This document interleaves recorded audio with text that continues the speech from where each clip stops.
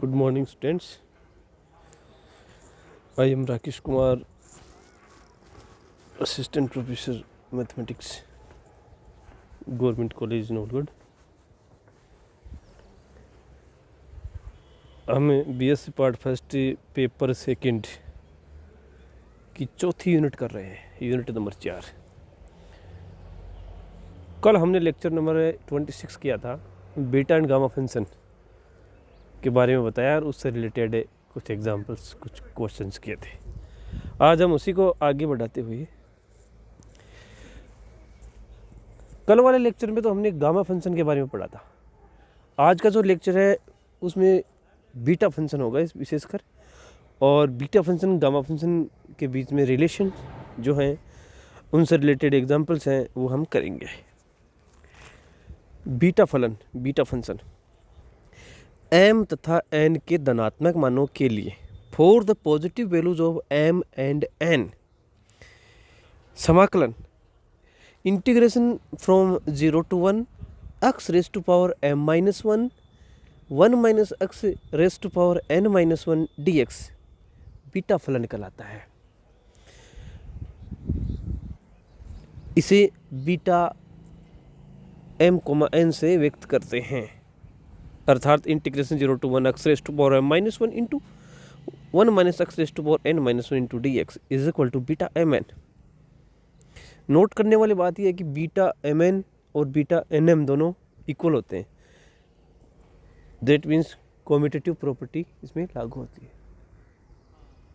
क्रम विनिमय नियम, मतलब m और n का क्रम बदल दिया जाए तो कोई फर्क नहीं पड़ता है. कोई भी इंटीग्रेशन इस प्रकार से हो कि उसकी लिमिट है वो 0 से 1 हो, वेरिएबल की पावर m माइनस 1 हो, वेरिएबल x की पावर, और उसी की गुणा में 1 माइनस x की पावर n माइनस 1 हो इंटू dx. मतलब इंटीग्रेशन के अंदर जो इंटीग्रांड है, समाकल्य, वो इस टाइप से हो कि उसमें दो फैक्टर हो, एक x फैक्टर, एक 1 माइनस x, एक की पावर m माइनस 1 और दूसरे की पावर n माइनस 1. तो ऐसी स्थिति में इस प्रकार के इंटीग्रेशन की जो वैल्यू है उसको एक नया फंक्शन नाम दिया गया है. वो m और n पर डिपेंड करेगी वो वैल्यू. तो एक फंक्शन नाम क्या है जो m और n दोनों का फलन है, उसे बीटा फलन कहा गया है और उसका सिंबल है बीटा mn. अब हमने गामा फलन पढ़ा था, आज बीटा फलन पढ़ रहे हैं. दोनों में रिलेशन क्या है? तो रिलेशन ये बहुत ही इंपॉर्टेंट रिलेशन है. Beta mn is equal to gamma m gamma n upon gamma m plus n. अब हम कुछ रिलेटेड से क्वेश्चंस करेंगे. क्वेश्चन नंबर 1 है, show that beta mn is equal to beta m plus 1 comma n plus beta m comma n plus 1. Since we know that beta mn is equal to gamma m gamma n upon gamma m plus n, and similarly beta m plus 1 comma n is equal to gamma m plus 1 gamma n gamma m plus n plus 1, and beta m comma n plus 1 is equal to gamma m gamma n plus 1 upon gamma m plus n plus 1. Now taking the right hand side of this relation, r is equal to beta m plus 1 comma n plus beta m comma n plus 1. Putting the values, we find that this is equal to gamma m plus 1 gamma n gamma upon gamma m plus n plus 1 plus gamma m gamma n plus 1 upon gamma m plus n plus 1. Gamma m plus 1 को लिखेंगे m gamma m, और gamma n plus 1 को लिखेंगे n gamma n, और gamma m plus n plus 1 को लिखेंगे m plus n into gamma m plus n. तो ये हो जाएगा m gamma m into gamma n upon m plus n into gamma m plus n plus gamma m into n gamma n upon m plus n into gamma m plus n. Taking common gamma m gamma n upon m plus n gamma m plus n, then bracket m plus n m plus n cancel by m plus n, then this result will be gamma m gamma n upon gamma m plus 1, and this is beta mn. That means left hand side.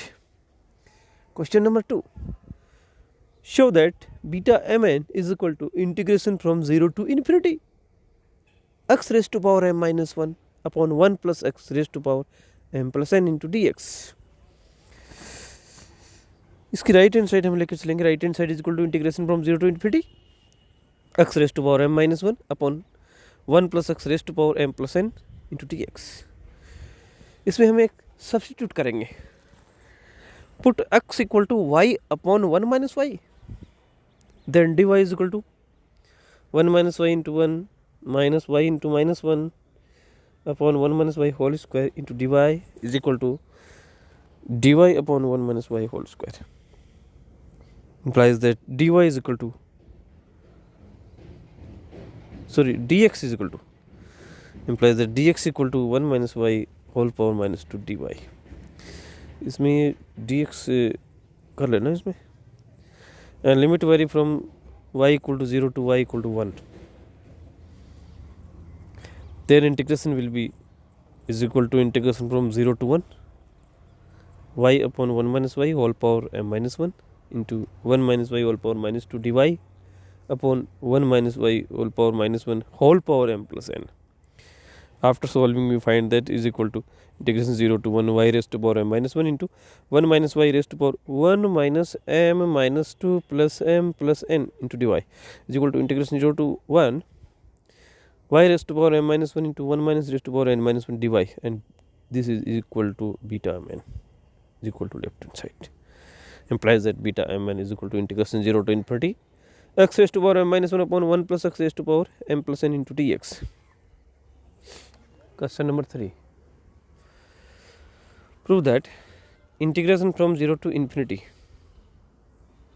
x raised to power n minus 1 upon 1 plus x into dx equal to pi upon sin n pi. Taking the left hand side of this equation, this means left hand side equal to integration 0 to infinity x raised to power n minus 1 upon 1 plus x into dx. Put x equal to t upon 1 minus t, then dx equal to 1 minus t whole power minus 2 into dt. Putting these values, and limit vary from t equal to 0 to t equal to 1, then the integration will be equal to integration 0 to 1 t upon 1 minus t whole power n minus 1 into 1 minus t into 1 minus t whole power minus 2 dt is equal to integration 0 to 1 t raised to power n minus 1 into 1 minus t 1 power minus n plus 1 minus 1 into dt is equal to integration 0 to 1 t raised to power n minus 1 into 1 minus n raised to power 1 minus n minus 1 dt, and this is equal to beta n comma 1 minus n by the definition of beta function. This equal to gamma n gamma 1 minus n upon gamma n plus 1 minus n is equal to gamma n gamma 1 minus n upon gamma 1. And gamma 1 is factorial 0, that means 1 is equal to gamma n gamma 1 minus n. Now by the Euler functional equation we know that gamma n gamma 1 minus n is equal to pi upon sin n pi when n lie between 0 to 1, then this will be pi upon sin n pi. Implies that integration 0 to infinity x raised to 1 n minus 1 upon 1 plus x into dx equal to pi upon sin n pi where n lie between 0 to 1.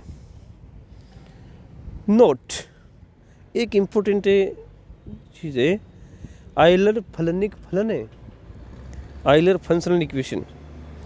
इसमें क्या है कि gamma में अगर z हो into gamma में 1 minus Z हो, इसकी वैल्यू है pi upon sine pi z, where z lie between 0 to 1. एक होता है गामा फलन का द्विगुणन सूत्र, duplication formula of gamma function, gamma 2z is equal to gamma z into gamma z plus half upon root pi into 2 raised to power 2z minus 1, where z belongs to capital Z. Question number 4. Find the value of integration from 0 to infinity x raised to power 8 into 1 minus x raised to power 6 upon 1 plus x whole power 24 into dx. Since integration 0 to infinity x raised to power 8 into 1 minus x raised to power 6 upon 1 plus x whole power 24 into dx is equal to integration 0 to infinity x raised to power 8 dx upon 1 plus x whole power 24 minus of integration 0 to infinity x raised to power 14 upon 1 plus x whole power 24 into dx,